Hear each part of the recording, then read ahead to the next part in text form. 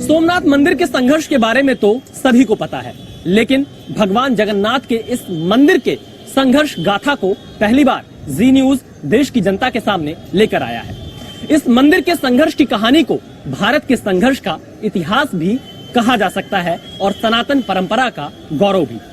इस मंदिर की सबसे बड़ी बात यह है कि एक तरफ जहां अयोध्या, काशी और मथुरा जैसे हिंदुओं के धार्मिक स्थल को विवादित बना दिया गया, तो वहीं दूसरी तरफ यह मंदिर आज भी सुरक्षित है और भारतीय एकता का और भारतीय धर्म का सबसे बड़ा प्रतीक भी है। स्थानीय लोग इसे भगवान जगन्नाथ का चमत्कार भी कहते हैं।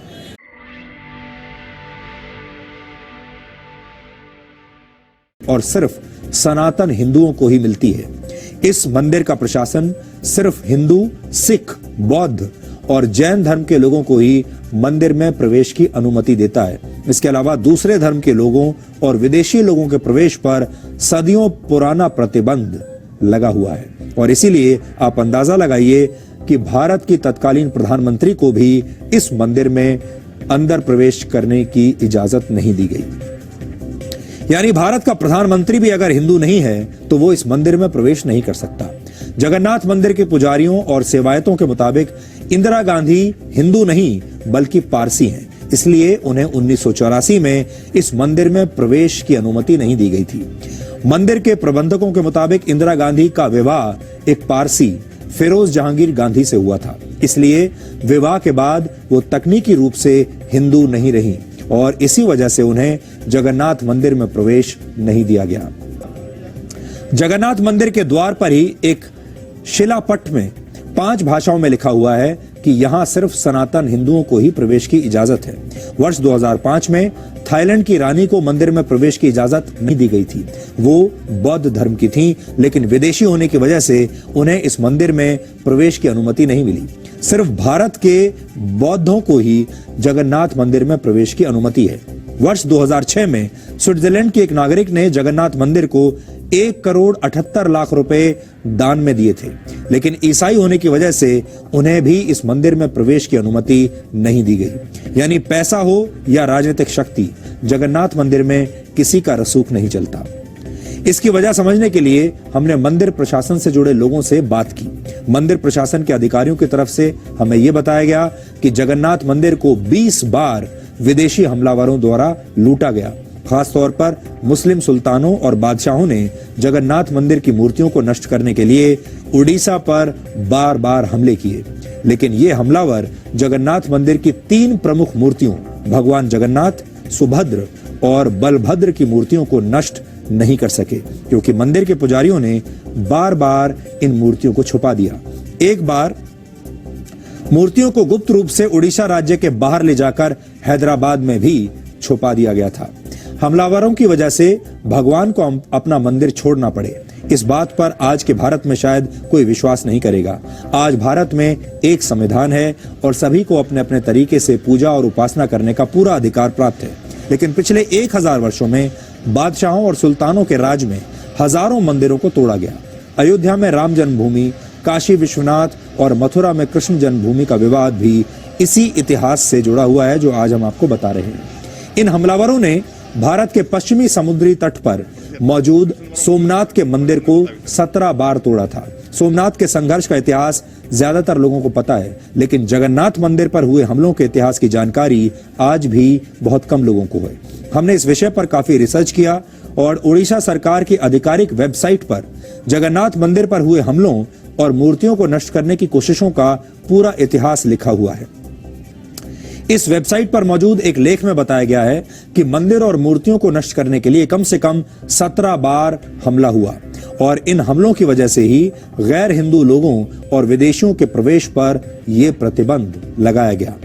जगन्नाथ मंदिर को नष्ट करने के लिए पहला हमला वर्ष 1340 में बंगाल के सुल्तान इलियास शाह ने किया था।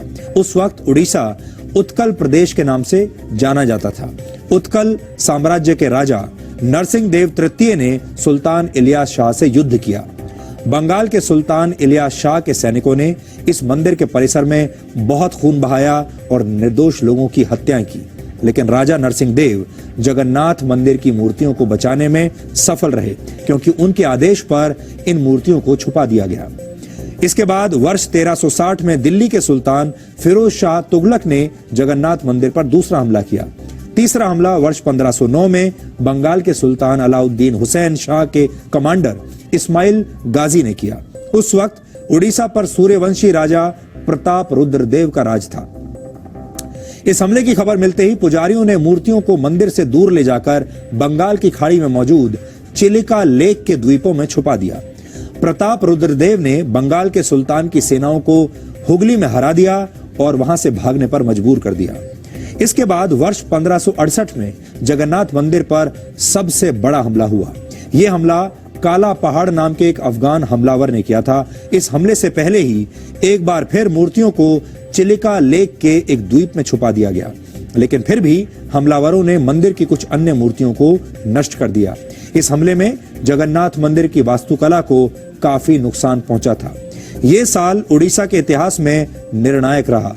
इस साल के युद्ध के बाद उड़ीसा सीधे इस्लामिक शासन के तहत आ गया। इसके बाद वर्ष 1592, 1601, 1611, फिर 1617, 1621 और फिर वर्ष 1641 में भी इस मंदिर पर हमले हुए।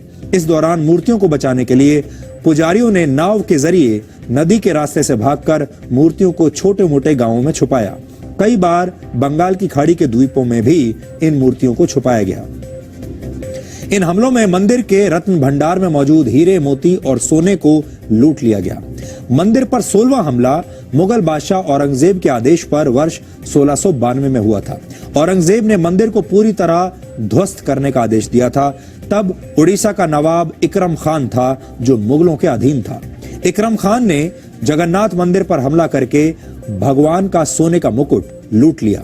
उस वक्त जगन्नाथ मंदिर की मूर्तियों को किसी तरह श्री मंदिर नामक एक स्थान में छुपा दिया गया और इस मंदिर पर 17वां हमला वर्ष 1699 में उड़ीसा के नायब सूबेदार मोहम्मद तकी खान ने किया था। इस दौरान कुछ समय के लिए मूर्तियों को चुपचाप हैदराबाद ले जाकर रख दिया गया था। दिल्ली में मुगल साम्राज्य के कमजोर होने और मराठा साम्राज्य की ताकत बढ़ने के बाद जगन्नाथ मंदिर पर आया संकट किसी तरह टल गया और धीरे धीरे जगन्नाथ मंदिर का वैभव वापस लौट आया। जगन्नाथ मंदिर की मूर्तियों के बार बार बच जाने की वजह से हमलावर कभी भी अपने मंसूबों में कामयाब नहीं हो पाए। पुरी के स्थानीय लोग लगातार इस मंदिर को बचाने के लिए संघर्ष करते रहे।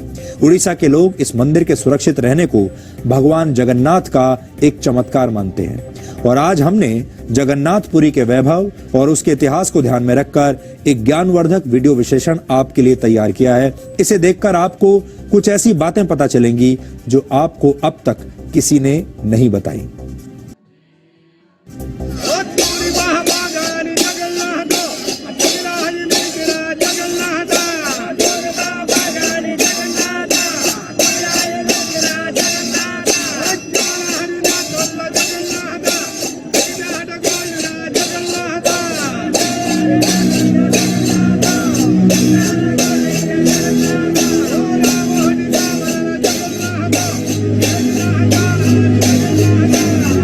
भारत के 4 धामों में एक है जगन्नाथ मंदिर।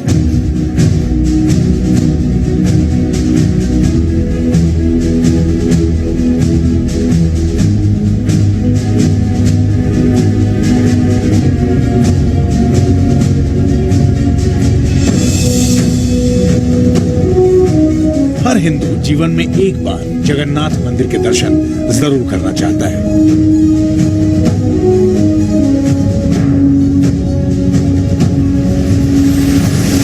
इस मंदिर के दर्शन करने के लिए लोग पूरी दुनिया से आते हैं।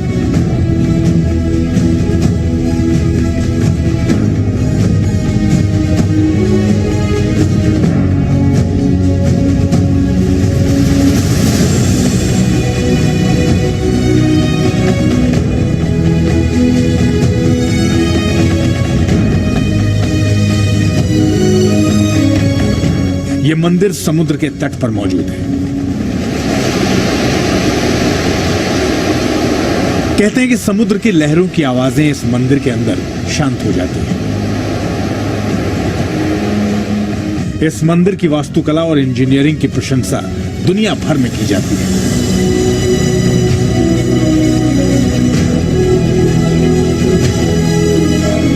ये मंदिर भारत की धरोहर है, लेकिन इस मंदिर में प्रवेश के लिए किसी व्यक्ति का हिंदू होना अनिवार्य है। वर्ष 1984 में यहाँ भारत की प्रधानमंत्री इंदिरा गांधी को भी प्रवेश नहीं मिल सका था।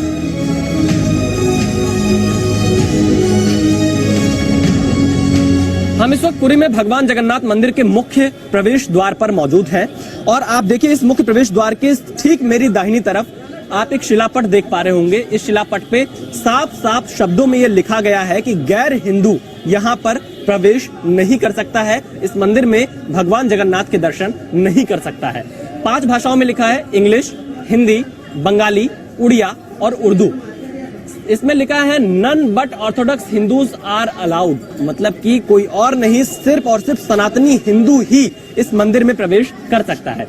इसके साथ ही साथ किसी भी समुदाय के, किसी भी धर्म के व्यक्ति का इस मंदिर में प्रवेश निषेध है। क्योंकि इंदिरा गांधी हिंदू परिवार के है, नेहरू की लड़की है, परंतु वो दूसरी धर्म को पति को शादी किया है, तो उसी परंपरा को चले गए, इसी धर्म को चले गए। वो हमारा सनातन धर्म की मनुसंहिता आदि सब शास्त्र की विचारधारा है। एक लड़की अपने लड़के के घर को जब चले जाते हैं तो लड़के के घर की इनका परंपरा कुल गोत्र को परिवर्तित हो जाता है। तो इसी परंपरा के विधान के अनुसार इंदिरा गांधी जब फारसी को घर में शादी किए है, फिरोज गांधी इनका स्वामी है, तो जब इनको शादी के तो बेधर्मी होगी। मंदिर के प्रबंधन से जुड़े लोगों का यह मानना है कि जगन्नाथ मंदिर को लूटने और मूर्तियों को अपवित्र करने के लिए हुए हमलों की वजह से मंदिर में गैर हिंदुओं को प्रवेश दिए जाने की इजाजत नहीं है। कड़ा पहाड़ नाम के एक बड़े आक्रमणकारी आए थे, जो जगन्नाथ महाप्रभु को विग्रहों को आग लगा करके रास्ता में घींच कर लेकर गए थे।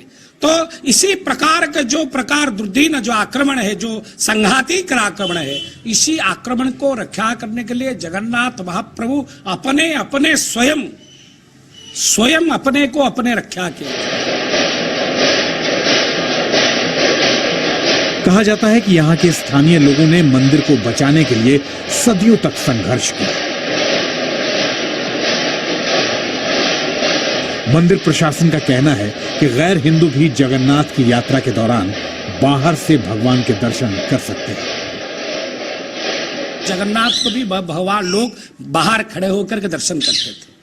तो इसी प्रकार की आक्रमणकारी का जो चक्रांत को पंड करने के लिए, इसका पवित्रता का नष्ट नहीं करने के लिए, इसीलिए हिंदू आर अलाउड। और जगन्नाथ महाप्रभु इसीलिए मंदिर से बाहर को भारतवर्ष में जितने मंदिर है, जितने उपासना देवता है, मूल विग्रह मंदिर छोड़ करके बाहर नहीं आते हैं। और जगन्नाथ महाप्रभु इसीलिए आते हैं जो मंदिर के अंदर नहीं जा सकते हैं, क्रिश्चियन हो, हिंदू हो, मुस्लिम हो, बहाई हो, जो धर्म बाहर दर्शन, वो जगन्नाथ महाप्रभु को बाहर में दर्शन करके सारे दर्शन फल प्राप्त होते हैं। मंदिर से जुड़े इतिहास का अध्ययन करने वालों का दावा है कि हमलों की वजह से 144 वर्षों तक भगवान जगन्नाथ को मंदिर से दूर रहना पड़ा। इस मंदिर के संघर्ष की कहानी भारत के महान पूर्वजों की त्याग, तपस्या और बलिदान की भी कहानी है। सोमनाथ मंदिर के संघर्ष के बारे में तो सभी को पता है, लेकिन भगवान जगन्नाथ के इस मंदिर के संघर्ष गाथा को पहली बार जी न्यूज देश की जनता के सामने लेकर आया है। इस मंदिर के संघर्ष की कहानी को भारत के संघर्ष का इतिहास भी कहा जा सकता है और सनातन परंपरा का गौरव भी।